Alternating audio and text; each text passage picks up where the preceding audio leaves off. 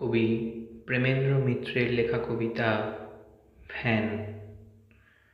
নগরের পথে পথে দেখেছ অদ্ভুত এক জীব, ঠিক মানুষের মতো কিংবা ঠিক নয়, যেন তার ব্যঙ্গচিত্র বিদ্রূপ বিকৃত।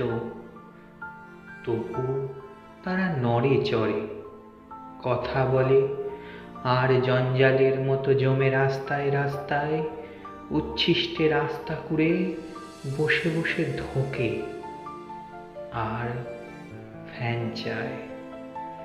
রক্ত নয়, মাংস নয়, নয় কোনো পাথরের মতো ঠান্ডা সবুজ কলিজা।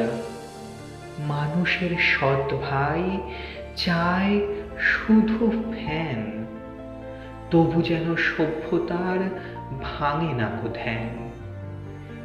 একদিন এরা বুঝি চষেছিল মাটি, তারপর ভুলে গেছে পরিপাটি। কত ধানে কত হয় চাল, ভুলে গেছে লাঙলের হাল কাঁধে তুলে নেওয়া যায়। জানে না কো আজ এক সমুদ্রের ঢেউ পাহাড় টলানো।